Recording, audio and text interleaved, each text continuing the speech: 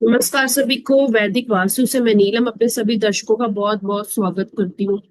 आज हम बात करेंगे पितृपक्ष की।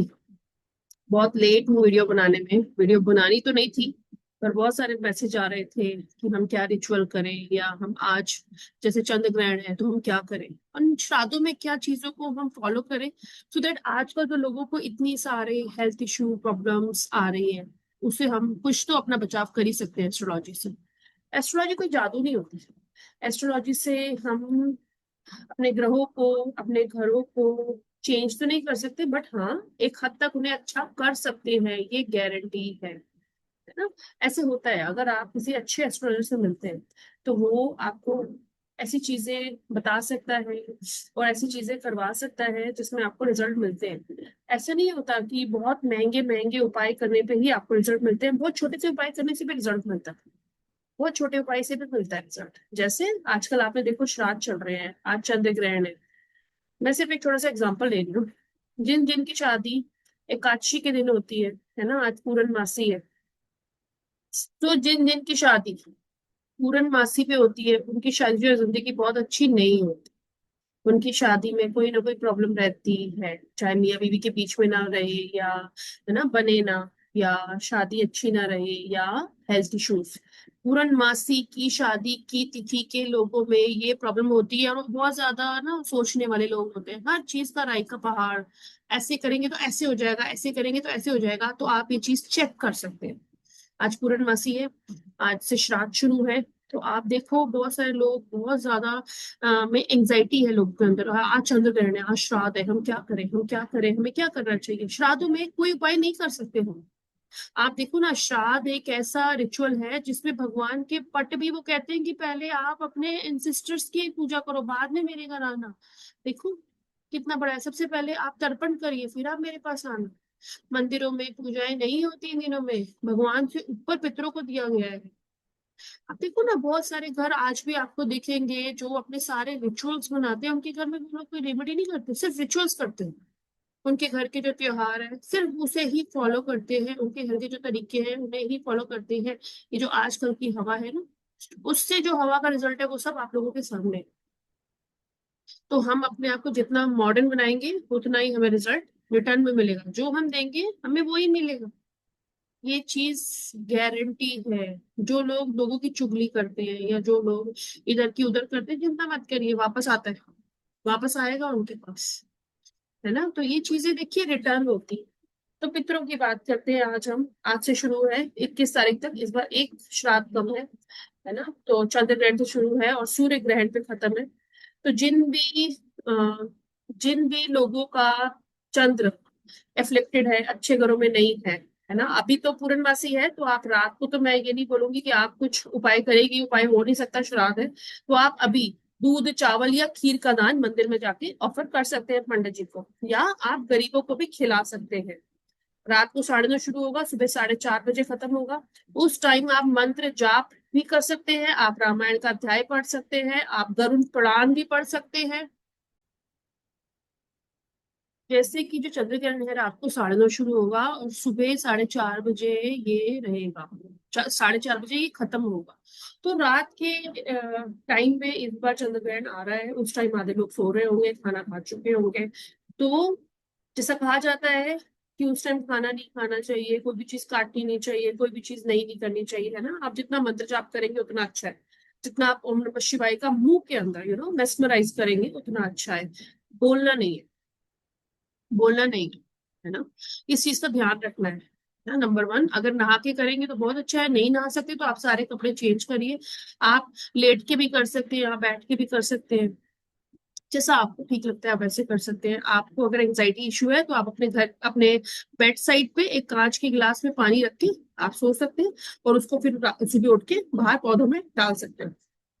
Number one. नंबर टू, ये जो चांटिंग है आप सूर्य ग्रहण वाले दिन भी कर सकते हैं। बहुत सारे लोगों को आपने देखा होगा कि एंजाइटी का इशू बहुत ज्यादा है इन दिनों में। डिप्रेशन लेवल बहुत ज्यादा बच्चों में, बड़ों में, बीमारियां यंग एज में बहुत ज्यादा, हार्ट अटैक के केसेस बहुत ज्यादा बनते जा रहे हैं। कानों में आप सिल्वर मत पहनिए। ये टिप देती हूँ मैं यहाँ पे, जिन लोगों ने कानों में सिल्वर पहना हुआ है उनको बहुत ज्यादा एंजाइटी और दिमाग से रिलेटेड इशू देखने को मिलते हैं, वो बहुत ज्यादा सोचते हैं। कहने का मतलब ये है।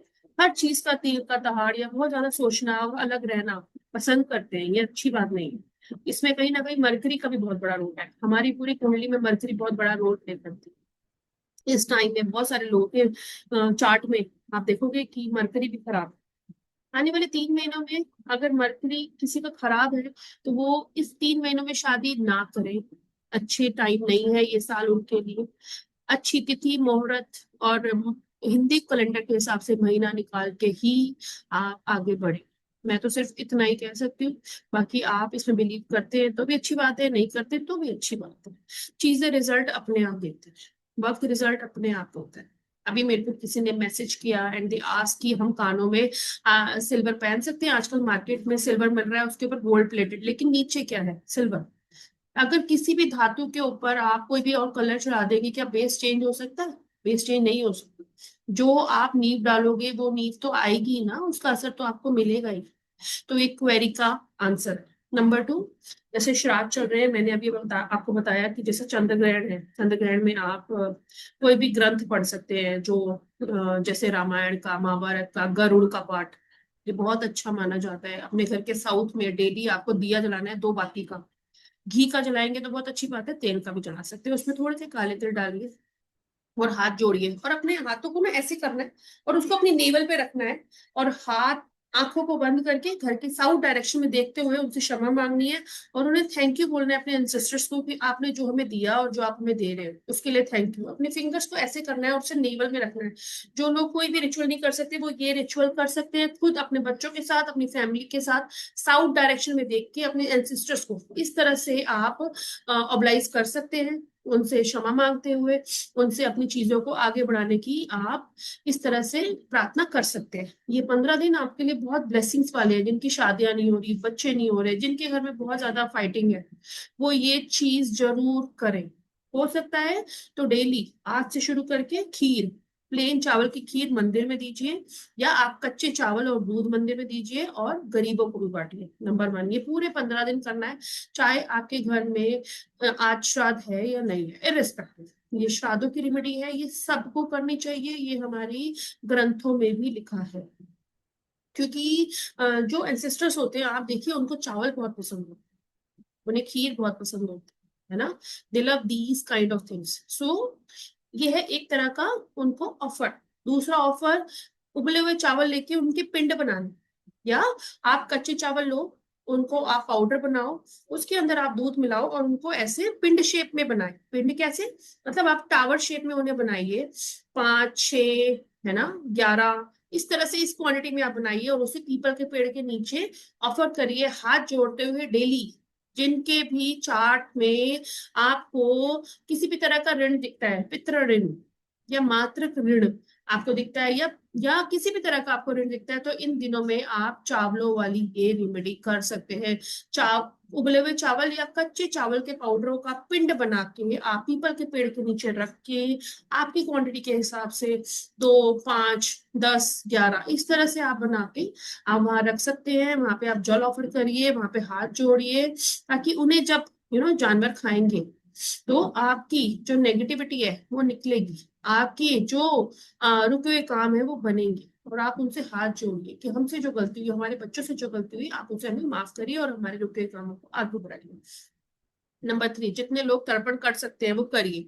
चाहे वो हमारी जनरेशन हो, चाहे वो यंग जनरेशन हो, चाहे जिन बच्चों की शादी नया हो रही हो या हो गई हो। तर्पण करने से कुछ नहीं होता। तर्पण करने से हमारे जो पेंडिंग कर्मास है वो क्लियर होते हैं। हर किसी को करना चाहिए तर्पण। ये नहीं होता कि अगर कोई मर जाए तभी हमें तर्पण करना चाहिए, नहीं। तर्पण कोई भी कर सकता है। अगर आपको लगता है कि आपके घर में प्रॉब्लम्स आ रही है, आपके घर में इश्यूज है, तो तर्पण आप कर सकते हैं। ये बहुत ब्लेसिंग्स डे है। गंगा जी में जाके स्नान करना और तर्पण करना बहुत अच्छी बात है। जो लोग गया जा सकते हैं वो गया भी जाएं। गया जाके भी बहुत सारी मुश्किलें दूर होती हैं।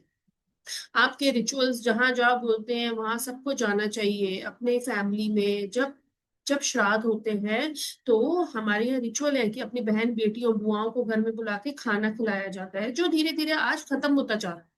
कोई इसको फॉलो नहीं करना चाहता। लोग क्या करते हैं, हम आपको खाना भेज रहे हैं, या आजकल के जो फैमिलीज है, भाई भाभियां, वो इस चीज को फॉलो ही नहीं करते। They are too modern. But जब घर में प्रॉब्लम्स आती हैं तो वो इसे इग्नोर करते कहते हाँ इससे ऐसे कुछ नहीं होता। बट ये तो टाइम बताता है।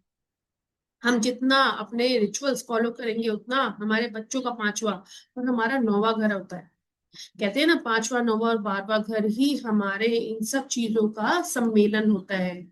हमारे पितरों की हमारी ब्लेसिंग, हमारे द्वारा की गई हमारे बच्चों को ब्लेसिंग, और हमारे एंसेस्टर्स की ब्लेसिंग, ये सब 5 9 12 दिखाते हैं। अगर 5 9 12 अच्छे हैं तो आपकी लाइफ बहुत अच्छी है। 6 8 12 में अगर ग्रह है तो उतनी ही लाइफ में दिक्कतें हैं।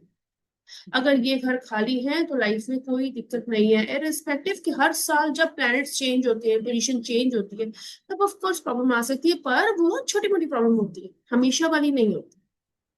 एट द सेम टाइम हमें अपने रिचुअल्स जरूर फॉलो करने चाहिए, हमें अपने रिवाज भूलने नहीं चाहिए। ये जो लोग आजकल मॉडर्न शादी कर रहे हैं और मॉडर्न तरीके से चीजें हो रही है, हम अपनी पुरानी चीजें भूलते जा रहे हैं। इसलिए भी आप देखो बहुत सारी चीजों में, रिश्तों में, रिश्ते बनने से पहले टूट जाते हैं, रिश्तों में शादियां हो रही है लेकिन वो चलती नहीं है। किसी भी तिथि पे शादी कर लेना या किसी भी चीज पे हम आगे बढ़ जाना, ये भी सही नहीं है। हर चीज की नींव अगर कमजोर होगी तो आगे चल नहीं पाएगी। तो ये था मेरा पितरों से रिलेटेड एक छोटा सा वीडियो जो मैं शेयर करना चाहती थी कि आज के दिन आप क्या कर सकते हैं। इन श्राद्धों में कोई अगर नई चीज ना ले या कोई भी नई शुरुआत ना करे तो बहुत अच्छी बात है ना। कुछ टिप्स जो मैंने दिया, आई गेस कि सारे लोग इसे फॉलो करेंगे। कोई क्वेरी है तो आप कंसल्टेशन मुझसे बुक कर सकते हैं, it is a paid consultation. So अगर आपको वीडियो अच्छी लगती है तो आप इसे लाइक और सब्सक्राइब करें मेरे चैनल को, और क्वेरी है तो आप पूछ सकते हैं। Thank you so much. Next video में फिर मिलेंगे कुछ नए इंसाइट के साथ।